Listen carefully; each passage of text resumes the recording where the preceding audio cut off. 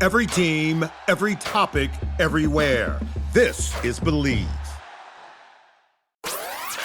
You're listening to the DolphinsTalk.com podcast network.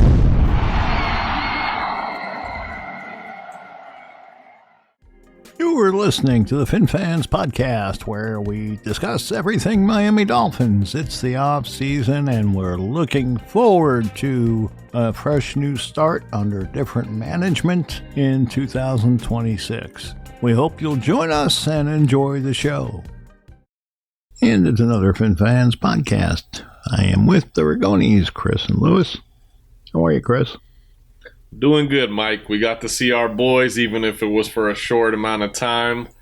It's just good to have football back, especially Miami Dolphins football, What do you think of Malik? I thought he looked good. I would have liked Caleb Douglas to not step out of bounds before he caught that first longer ball. But, he's a rookie. He'll learn from that. But aside from that, he looked good. He looked poised. We started that drive off from the 7-yard line and went right up the field and scored. Looked good through the air and on the ground. So, there's definitely a lot to be happy about with that. But we do have to keep in mind that majority of the Commanders' starters were out on defense. So, it was our first team. That's true, and it matters, but it only matters so much. You've still got to execute. Yeah, the Caleb Douglas and Malik Willis connection definitely looked real, and that was a beautiful catch, too, by Douglas on that second ball, one-handed catch. How are you, Louis? I'm great, Mike. Great. Very, very good. I like the opening drive. Yep. And then it went to shit from there. But the opening drive was nice to watch. Interesting offense. A lot of running inside the tackles. All the running was inside the tackles. Yeah. The first team was in there. Yeah, there's none of this gimmick tree. They just, hey, we're going to line up. We're going to kick your ass right down the field. Okay. And again, it was, the second team out there, but it doesn't matter. Like you said, they dominated them. They went right up the field. Willis looked good. Washington looked exactly like we figure. He looked like the player that we're going to see, right? He's going to be a possession type guy, and maybe once in a while they get him down the field, but he's got good hands. If he breaks tackle or two, he's going to make some big plays once he gets the ball in his hands. He looked good. What do you have, 3 catches on that opening drive? I think It was, right? And that's exactly how I see him being used during the season, to where he's catching balls, short range, maybe medium range, and then once in a while down the field. Douglas, great catch down the field. Phenomenal catch. So there was some positives, and that was just on one drive. So, it's something to build upon. Past that, don't have an awful lot to say about the game. And, we can, you guys can bring some stuff to the table in regard to maybe some guys that you felt stepped up on either side of the football. But I didn't see an awful lot past that first drive. Well, let me take care of business first. We've got a couple of transactions that were made. Jamari Sawyer was placed on injured reserve. He'll be out for the season. They also waived cornerback Ethan Robinson and replaced those 2 players on the roster with Cam Riley, a linebacker, and they re-signed quarterback Mark Granowski. Ewers suffered a groin injury during the game. We don't know the severity of that, but the assumption is he'll miss some practice time. Today, Chris Bell was removed from the NFI list, and he's now eligible to practice. Good news? Yeah. Great news. Great news. Yeah, it is. Absolutely. High draft pick, guy that they're counting upon to be a big part of this offense going forward. Basically, a lot of people felt he was a steal in the draft where we got him. And hopefully now we see some of that, come out, now that he's going to be able to get on the football field and start getting, into shape, football shape. I'm sure it's going to take him a couple of weeks, but hey, I mean, this is the start, It's the perfect time. He's got 3 weeks to go, plus Yeah. some off time, so he'll be fine. Yeah. And then, he doesn't necessarily, have to be right out of the gate. A couple games into the season where he needs maybe another week or two is fine. But, the point of the matter is that, when we drafted him, we weren't quite sure when we were going to see him on the football They were field. talking Right? mid-season. Yeah. It was a November injury. Mm-hmm.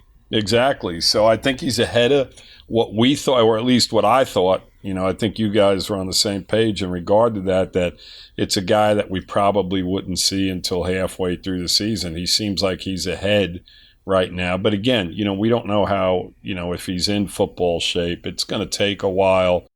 But, this is a start, and it's fantastic, that just one game into the preseason that he's going to be able to get out there and start working with the rest of the guys. Yeah, and I've seen some videos of him within the last few weeks of him running routes and running deep routes, and he looks like he's getting pretty close to full form. But at the same time, I know they're not going to rush him back. So, this is good because now we know that he's not going to miss those first 4 weeks. And even if he does, you bring him back whenever he's 100% ready. With wide receivers, with how much they cut and how much they rely on those knees and stuff, you don't want to rush nothing. And I think that we got a pretty good training staff, so I'm excited about him. To go back to the game for a second, that first drive, we got to talk about Jonah. I mean, Jonah definitely looked the part. Like a lineman. Yep, he looked like he was a lot more comfortable, and I saw him pancaking and mauling some guys. So, I mean, that was super nice to see. I mean, Achane running in between the tackles. I mean, he looked like he put on a little bit of muscle too. I mean, I think that's such an underrated part of his game because people just talk about his speed and how good he is as a receiver, but he is really good at running in between the tackles. We just, because of his frame, we just don't want him taking too much punishment. But man, that first drive, the offense looked in sync. I mean, the rush attack was good. The pass attack was good. Like I said, Caleb Douglas did leave a big play, by stepping out of bounds before he caught that first one. But, I thought, Chris? What? I thought the one thing that should be mentioned about the offensive line is they really seemed like they were in sync. The timing was perfect on a lot of those blocks. Mm-hmm, for sure. And there's a screenshot that's going around of how clean of a pocket that Malik had on one of his throws, and that's definitely something nice to see. Yeah. We're not used to that around here. No, and we actually saw Malik take off, and slide and get a first down, and that's something else we haven't seen since Tannehill. So. I'm excited, man. I know it was only one drive. It's the first preseason game, so we shouldn't get too ahead of ourselves. But just seeing how this offense looked, I think the offense is going to surprise a lot of people. The defense, I'm still not sure about just because of all the things we've talked about in the past with the secondary and the edge rush. But we'll see. Yeah. Yeah, Malik's going to bring some things to the table that we haven't seen. The ability to get outside of that, those edge rushers and, actually create something down the field. I mean, Tua struggled with that, and, we watched so many times, and Chris, you brought this up over and over again, as to why they had him rolling and trying to throw across his body when he doesn't have any arm strength to begin with.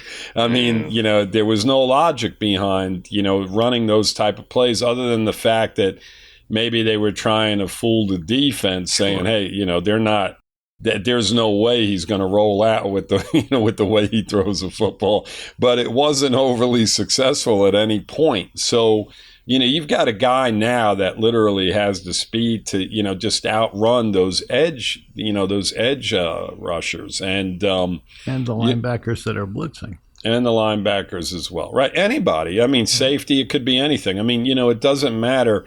He's got the speed and the ability to create once even the pocket breaks down, when he's sitting in the pocket. When he does those rollouts, he brings the element to where, hey, you know what? If nobody's downfield, I'm just going to tuck and run for some yardage, and it's going to become maybe a 2nd and 6 or a 2nd and 5 rather than a 2nd and 10, to where we saw a lot where Tua actually would give up on plays. Then you just see it throw out of bounds, right? Mm-hmm. You'd say, oh, screw it, and out of bounds. And we're looking at a 2nd and 10. So I think that, we're going to be pleasantly happy with, a lot of the things that we see out of Malik and his ability to create certain things, just simply because he's able to run with the football. Much stronger arm as well, He's a far better athlete all around. Absolutely. There's a lot of things to be happy about in regard to him. And, just adding on the offensive line that you guys were talking about, I think the offensive line is going to be one of the best lines we've had in a while, across the board. If Austin Jackson, in fact, stays healthy and, the rookie from last year decides to, get his head out of his butt and play like he should, as a high draft pick, that offensive line, I think, is going to be one of the best ones we've had in a while, especially, the way Proctor's looked so far. I mean, that left side of the offensive line, like we talked about, along with Brewer, who's a Pro Bowl type player, Patrick Paul. I mean, we have not. I mean, you guys think about this, right? When was the last time we had 3 solid guys across, one side of the offensive line? I mean, 3 rock solid guys. I forget who the third was, but I think when Pouncey and Albert were here. Yeah, when Albert was on the field, I mean, what I'm saying is that at that guard position, Mike, you always had an Eichenberg or a couple other guys that were constantly in there. And I mean, it was just, right now you're looking at 3 really solid guys on that left side. And if the right side does what we're hoping they're going to do, then, my goodness, that could be an outstanding offensive line. And, going in the next season, it's something that, hey, we can start adding some, some players on the defensive side and maybe some depth. Yep. Maybe Austin Jackson's eventual replacement. But if these guys all pan out, this season, it's not something that we necessarily have to address early in the, you can always use offensive line, but you can go a different route, and I think the defense is going to definitely have to be addressed. Your options are open. Exactly. You're if Malik works out and the offensive line works out, then, man, your early draft picks can really go in a different direction. Sure. And, you're really, really going, in a real good, you're putting yourself in a much better position to where you don't have all of these needs. You're narrowing your needs going in the next season. And that's what this season is going to be all about, is finding out, what we're going to need going forward. And, if our backup running backs to Achane, play well this year and they're productive, that's another avenue we don't necessarily have to go down. The receiver position with the 3 young guys we drafted, if they pan out, that may be a situation where we're like, wow, we got Douglas and we got Bell and then we got Malik. We got 3 solid guys at the receiver positions that have really stepped up.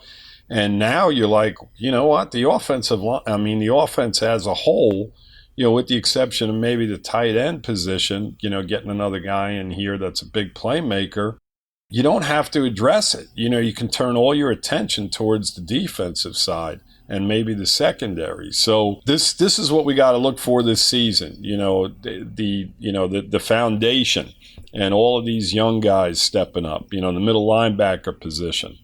With Rodriguez, if he turns into the player everybody's hoping for, that's another position you don't have to worry about. So I'm excited. The edge obviously is something we're going to probably have to address as well. But Chop Robinson, again, another guy who steps up and plays as he's been playing so far during the preseason and through practices. That's another position you don't necessarily have to worry about on at least one side, right? Yep. Coming into the season, we were very, very concerned with that edge. If Robinson, plays well and going forward, we have that. We don't necessarily need two guys, which we were thinking after last season, right? I mean, we all were thinking on those terms to where, man, this guy doesn't play well. I mean, we literally need two edge players, going forward. But I don't want to get carried away. He only played 6 snaps. Who? With Chop? Yeah, but I'm not talking about just in the game, Mike. I'm talking about how he's looked so far at practices what we've and read and what we've heard. Right. And speaking of the edge, I mean, Max Llewellyn had an early sack. It was a half a sack with David Ojabo. And as soon as I saw him, I was like, yep, that's him. That was cool to see. Mason Rager, the undrafted guy who, has been getting a lot of praise throughout this training camp. He got a sack later in the game. So, maybe we got a couple diamonds in the rough there, I mean, that would be nice to see, like Lou just said. I mean, right now it's just the one side we're worrying about, but maybe, we find a couple solid guys and, I don't know. It's a lot of maybes, a lot of ifs, but definitely something to look forward to, All right, what we're going to do is we're going to take a step back for just a couple minutes, and we'll be right back. Yeah, it's always maybes and ifs every season. You've always got those areas that you really need to fill. That's just the way it is when you have a salary cap the way the NFL has it. Yeah. But, I mean, this is what, this season is all about. This is what we're looking for. Every single week, when we get on here, that's what we're going to be talking about is, whether guys are playing up to a certain level or they're disappointing us, right? I mean, I don't know if, this is going to be a season where we're looking at the team and saying, man, these are games that we got to win to make the playoffs.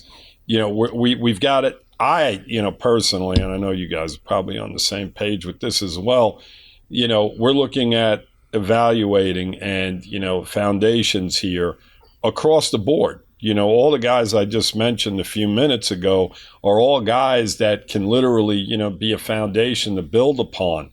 And depending on what direction they go in is where this team is going to go, right? We don't want to be sort of, treading water like we have in years past to where we have all these average guys, all average or below average, right? Draft picks constantly disappointing us. I mean, that trend, has got to stop. And hopefully this is the season where it stopped. I mean, we've talked about this until we're blue in the face. The draft picks have consistently, over and over again, just disappointed us. And that goes from the quarterback position and Tua all the way down to, some of the guys in the secondary that we've drafted, very, very high. And across the Igbenogany and who was the second round pick? Who's that, Chris? Cam Smith. I mean, it goes on and on and on. I mean, so, it's got to change, and hopefully this is the season it does. And, as we evaluate these guys from week to week, that to me is going to be the very fun part of this. That's why I'm so looking forward to this season because, you're looking at all these guys that are just being thrown up against the wall here and, you're like, wow, this guy had a fantastic game. This guy's playing at a high level. And it's going to be fun, week in and week out. What do especially you guys think of Kaczmarek? He looked good. I mean, as far as what I saw, blocking-wise, I mean, he didn't get any targets or any catches or anything like that. But from watching him, from watching him block, I mean, he looks exactly what he was advertised as, I mean, and we took him pretty high, so we're going to expect him to be a key contributor, and even if he's not catching passes or touchdowns, just freeing up some holes for Achane, Ollie, and the rest of the gang. But, he looked good. I liked what physical. I saw out of him. Yep, for sure. Like Yeah. Definitely add something.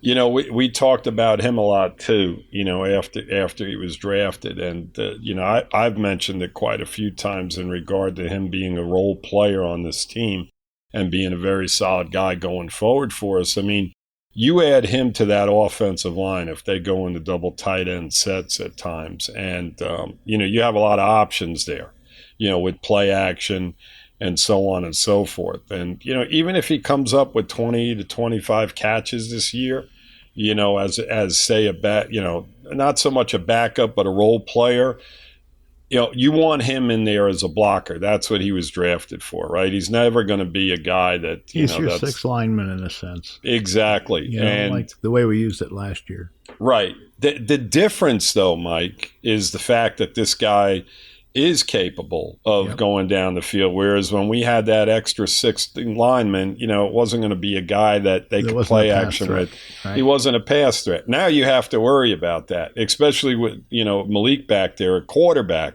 to where you can play action. And then when you've got, you know, 5-6 guys on that offensive line, you know, in front of you, if you do double tight end sets, which I think they're going to do an awful lot of this year, in my opinion. You know, I think that they're going to do an awful lot of that, especially, you know, with the receivers being as they are, and seeing a lot of that type of play make, you know, to where teams are going to have to, you know, decide, well, what are we doing here? Yeah, pick your poison. Hey, you know, are we going to just stock, you know, the offense, stack the you know, the defensive line, you know, bring guys up and play the run, and then they go to play action, and before you know it, you know, you've got, you know, one of the tight ends behind the linebacker type of thing. You know, I think it's going to be a fun offense to watch. You know, it's going to be interesting to see how they attack football teams. Yep. A lot's going to depend on the scoreboard. You got to hope that, you know, they do score early, and they can stay ahead of what their defense gives up. Possession type drives, just, you know, like you saw the other night. Yeah, to cut the game down, you know, to where their defense is on the field a lot less, and, you know, they can compete and stay in games. You know, we can't see it. I mean, how many times, guys, over the last couple of years did we talk about the 3 and outs?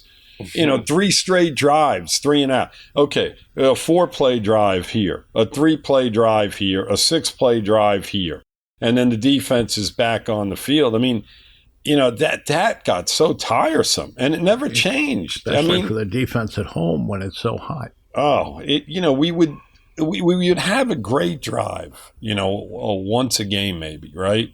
And then for 2 quarters, we would just see the time of possession just be ridiculous. You know, it's like, you know, that wasn't it. The whole philosophy behind everything we were doing, you know, compared to, I think, what we're going to see going forward is going to be night and day. I think it's going to be a complete contrast from what we've seen over the last 3 years, basically.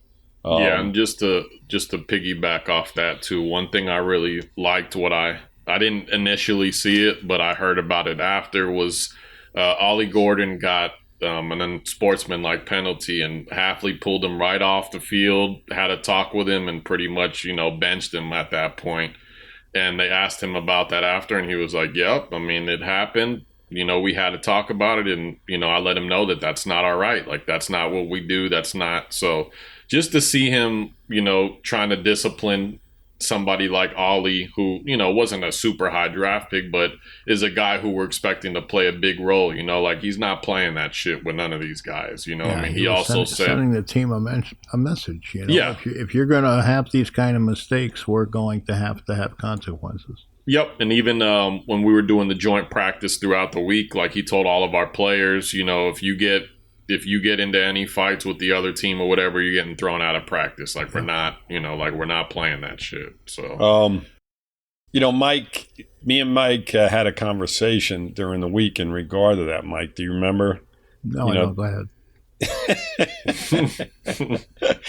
We talked about the McDaniel era, right? And we talked about the fact that, you know, that was done, you know, everything with Chris. Go ahead. So go ahead. I thought you were talking about Hafley, but no, I remember the conversation. Okay, sure. So go ahead. You know, Talk There were about no it. consequences with McDaniel. It's as simple as that. I mean, guys, if they made a mistake, they went and sat down on the bench. He never spoke to them. You never saw him going up to a player as they come off the field. And Never once. Right. And to see that in Jeff's first game, that makes you feel better. Just takes a little bit of weight off your shoulders, as a fan. Because these guys are going to be addressed when they make mistakes. Mm-hmm. There was never a time. I mean, you guys, me and Mike talked about this, Chris, so we'll bring you into that conversation that we had. I mean, just think about, the cameras panning to the sideline after something went bad. I never, ever saw McDaniel go over to Tua and have a conversation with him on the sidelines, the receivers, the running backs, anybody. Or any time they panned to the sideline, all you saw was him with his head down into his clipboard. That it didn't matter what the situation or circumstance was. I mean, can you guys think of a time where you saw him on the sideline talking with any player at any point? I was thinking about it, and I told Mike during the conversation, I said, Mike, do you remember a time? He said, no. And, I think you're just going to see a complete contrast with that as well, to where the head coach is literally, hey, this is what we got to do. You can't make this mistake, or, actually having conversations and communicating with his players during the football games. You never saw that over the last tenure here. Yeah. And it has to be. I mean, the coach has to have control of his team and control of the team's play. Right. We're dated, okay, but we go back to when Shula, had the lowest penalties year after year after year after year. It wasn't Right. by accident. He didn't tolerate it, and you have to be that way. And Flores was we had a very disciplined team on the Flores too, so let's not, dismiss that. I mean, we were one of the But least he didn't do it penalized 6 or teams. 7 years in a row the way Don did. No, Shula was around forever, but the time he was here, we were a very, very disciplined football team. You did not see a lot of penalties. We were one of the lowest penalized teams in the league. And, God, that first season, there was so much, there was a lot of transitioning going on in between a lot of different players, and they still did a very good job. Do you remember? I mean, we keep going back to this in so many different ways, but how many times did that one season did we talk about all the false starts and the movements early and this and that over and over again, putting us in a, first and 15, and then the holding penalty. I mean, it was just a consistent issue for a while with our team, Once they get one, they get 5 more. Oh, it was just brutal. It was just one thing after another, So, you can't dig yourself a hole over and over again. You can't put yourself in first and 20s and first and 15s or second and 15, second and 20s. Especially when you're not as talented as the team you're playing. Right. Yep. You can't do it. So that's the other thing we want to definitely see is a change in, the mentality in regard to penalties and how they're dealt with, and guys just doing whatever the hell they want to do, across the board. Freelancing was another issue, right? Where guys would, they would just freelance on the defensive side. Well, apparently some guys are still doing that. I guess Willie Gay was mentioned as a player who the coach wants to see freelance less. Yeah. He actually made some nice plays. I mean, he ran a quarterback down on a tackle. Yeah. I love watching Willie Gay play, man. But I mean, I get what the coach is saying. He wants everybody to work as a cohesive unit and not, just have them act on instinct and have them act on what kind of defense we're running and what we're trying to do as the bigger picture. Like Belichick used to say, do your job. Yep. I liked what I saw out of Dotson too. Dotson hit Mariota so hard he knocked him out of the game on that first drive. That was pretty not funny because Mariota's definitely been through his share of injuries. But when he hit him, I was like, damn, that had to have hurt. And then a couple plays later, he came out of the game. Yeah, it hurt his knee. Yeah, no Jordan Brooks. Jacob Rodriguez played. I didn't really see anything out of him in that game that made me like, oh my God, Chris Johnson, was playing well into the second quarter, which I thought was interesting, but he had a couple pass breakups. I liked what I saw out of him, but the defense as a whole, just not really much, like I said, with the sacks earlier with Ojabo and Max Llewellyn combining for that one sack, and then Mason Rager late in the game. Cameron Good had a sack later in the game where he leveled the quarterback too. He needs to, because he's rocking on thin ice. Yep, he sure is, and he brings some good stuff on special teams, which I think may save him. But Maybe. Mason Rager and Max Llewellyn are the two rookies that I want to see get some opportunity. Yeah, it's an updated depth chart came out, and you were just talking about Dodson and Rodriguez, and they now have Rodriguez, as a starter, Trey Moore as a starter. They have them on the depth chart, and this doesn't mean anything, obviously, but that's an updated depth chart with both of those guys being starters on your football team, which is interesting. They got Gay Chris all the way down, as behind Ronnie Harrison Jr. as well. That's interesting. It is interesting. Yeah, that's the current depth chart. But that's not the team's depth chart. That comes from our lads. Our lads, yep, that's correct. The team depth chart is, weeks behind usually. On the site, yes, but it'll be announced probably the day before the game. Yeah. When do we play this week, guys? Is it Friday? Saturday. Okay. We play the Giants at 4 p.m. Okay. Nice. I'll be at work on my lunch break when that starts.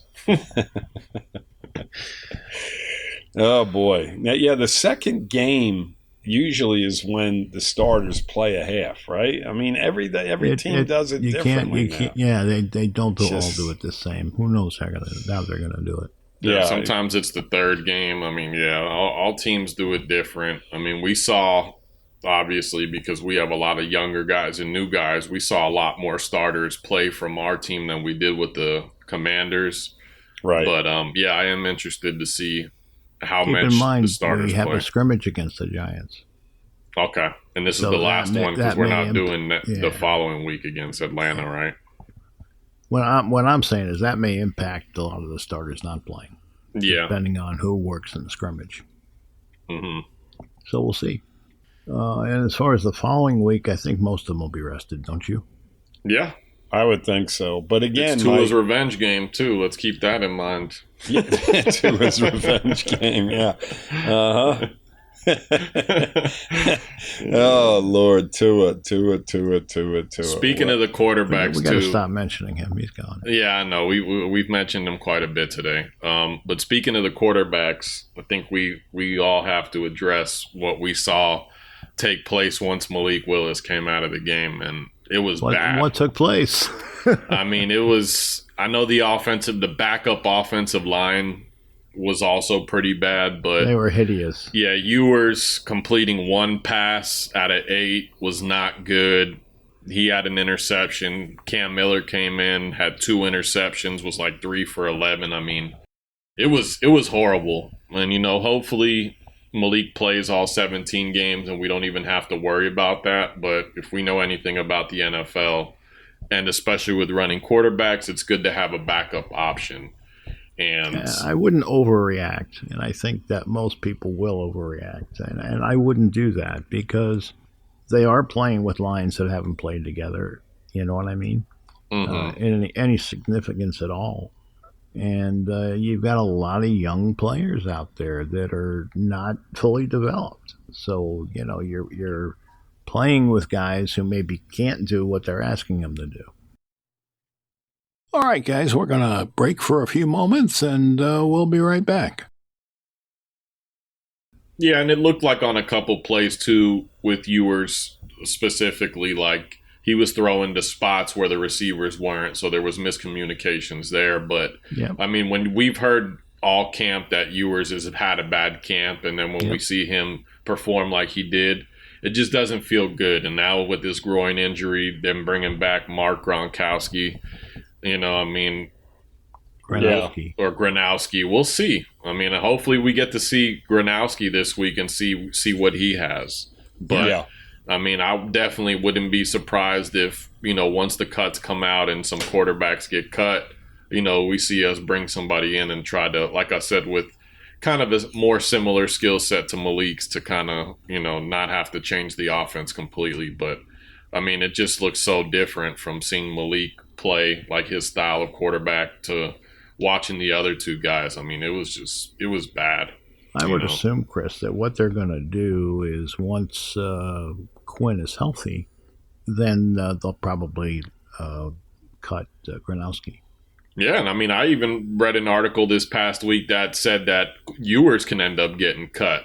Could and happen. we got to remember, he's a 7th-round pick. He's not due a lot of money or nothing. Wasn't drafted by this regime, so they have no, attachment to him. So, it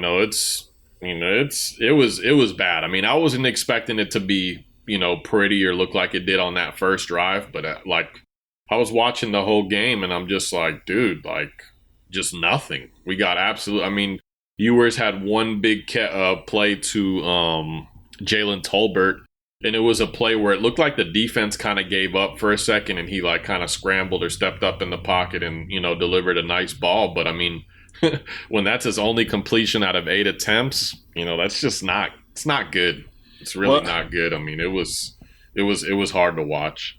Yeah. I mean, listen, to counter what, Mike had said, in regard to the offensive line. That's very true, Mike. I mean, they have a lot of backup receivers, a lot of backup offensive linemen, but they're going against those type of guys as well on the defensive side. That's true, but if you run a wrong route because you're not sure what to do, right, it's going to make quarterback look bad. You know what I'm saying? That's all I'm trying to say. I get that, but the point is that this is a guy that's been around a while, and the performance, it's 1 week. So, we'll see going forward. But we have to keep that mindset to where, we can't use the excuse to where he's playing with, a bunch of backups because they're playing again. And the Redskins were probably down to their 3rd string, at a lot of those positions. But, Louis, that's a reason, not an excuse.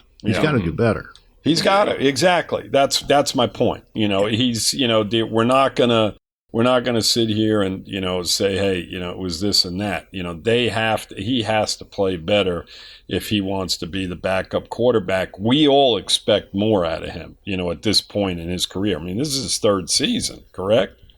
Who? Ewers. No, this is his second season. Okay. Yeah. I thought he was in his 3rd season, but no, maybe this I'm is wrong. his second. Okay.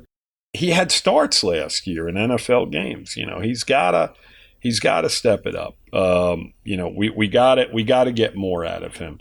Otherwise, like you guys mentioned, we have to go out there and we're gonna have to start looking for somebody that could possibly back up because Willis runs the football, and with that comes risk, right?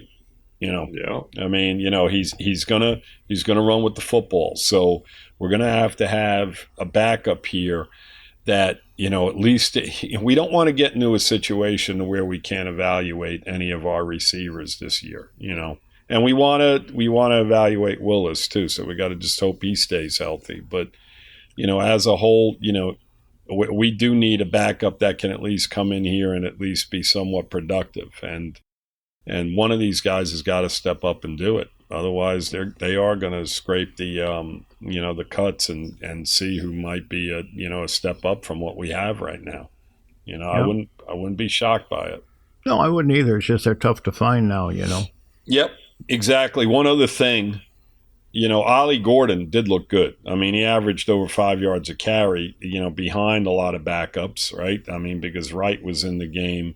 With the starters mostly, correct? I think Gordon was running behind, most of the backups, and he averaged 5.5 yards a carry. He looked good, Yeah, Jalen Wright had a good run too. I mean, all 3 of the guys looked good. I'm excited for that, for the rush attack this year because, I'm especially excited to see Ollie just not get carries right up the middle. I mean, he's a guy who has some speed. It's, we want to see him on some of those zone plays and just, outside runs too. It's like last year, all I remember was him just running right into the, middle of the field where our guard play was just terrible. He's getting hit at the line or behind the line almost every single time. And it was like teams knew once he came in short yardage positions, they're running it right up the middle. McDaniel just telegraphs shit all the time. They had the 6th offensive lineman and one tight end. They had one wide out on the field. And, they're in a tight formation and they're giving the ball to him. And they're just firing off on our guards and just destroying us. I mean, like you mentioned, it is good to see the guy get some different opportunities, something that he didn't have. And, it was a frustration from us. You never saw him run the ball other than in those type of situations. And, he was setting him up to fail, basically. Who do you think grabs that number 2 spot? It'll be a battle. Yeah, it is. It was interesting to see Jalen Wright come in first before him.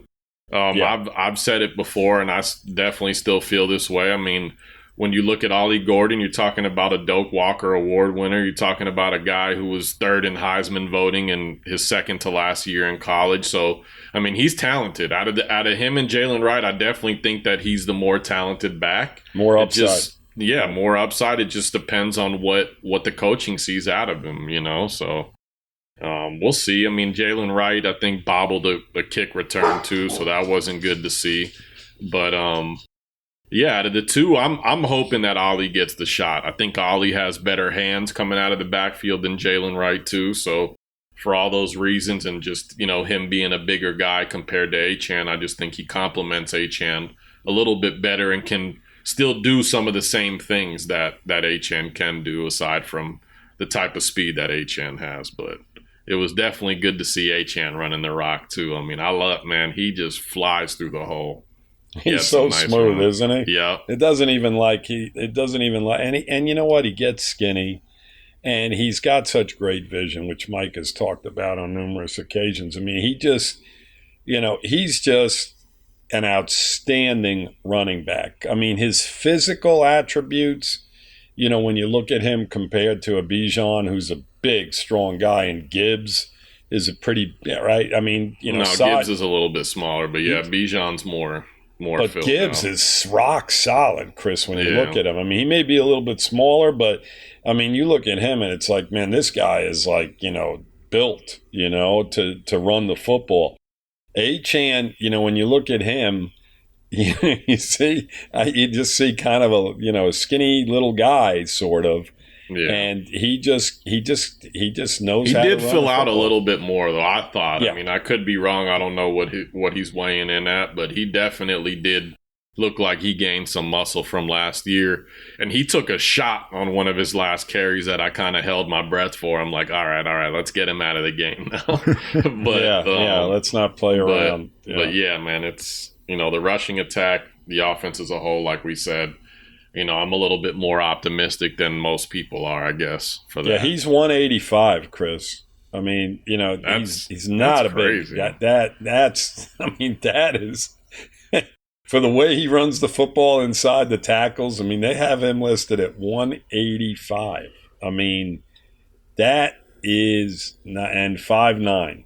He's 5'9", 185. I mean, that's pretty thin. He's pretty thin. He's pretty thin, yeah.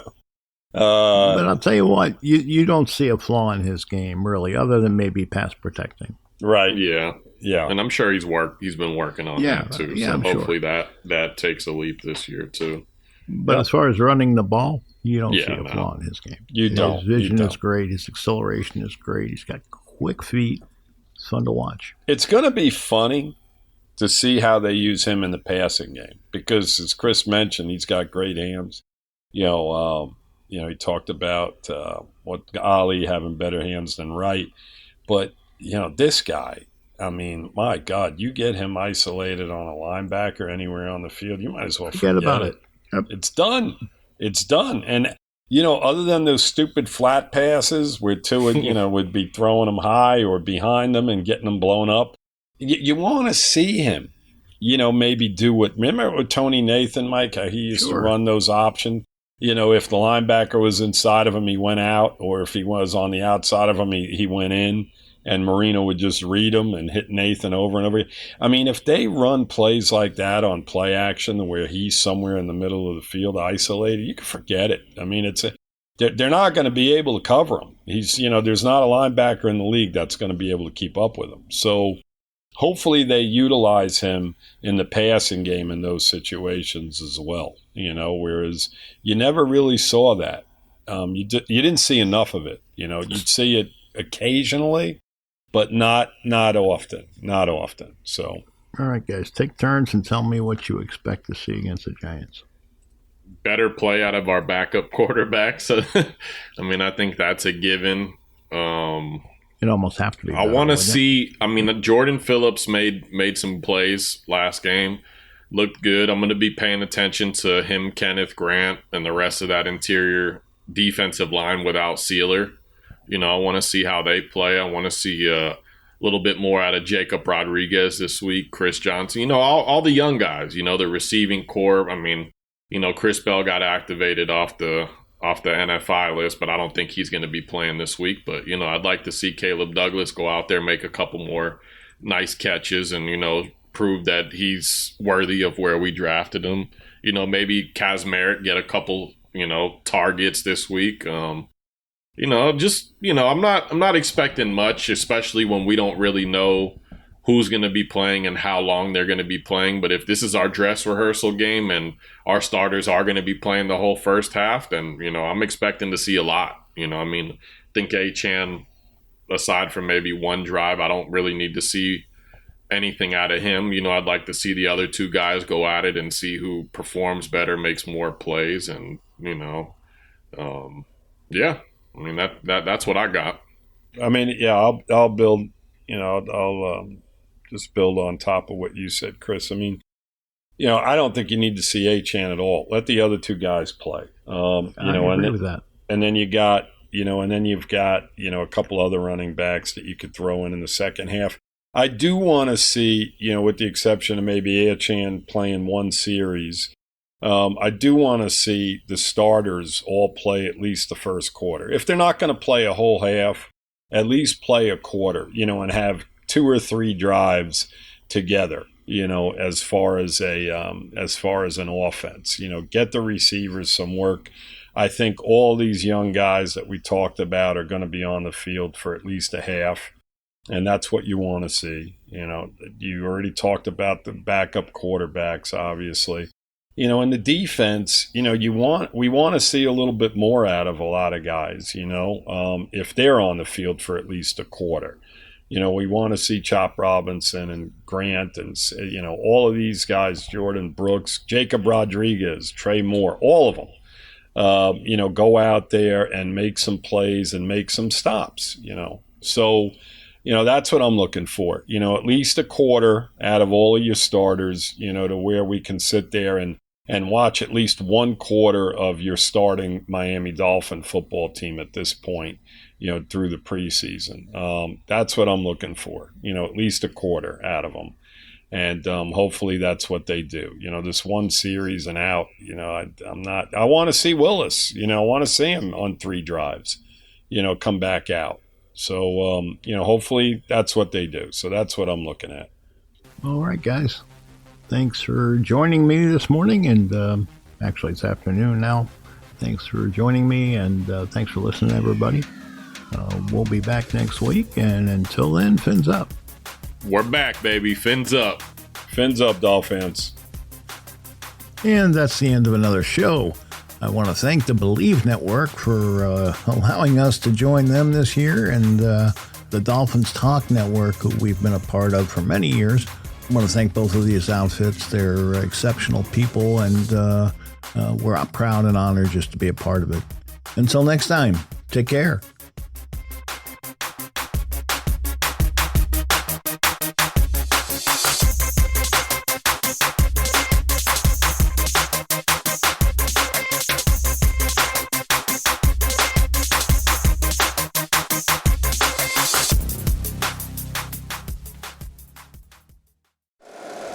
If you like the show, please take a moment to rate, review, and subscribe. It really does help the show to grow. Thank you for listening.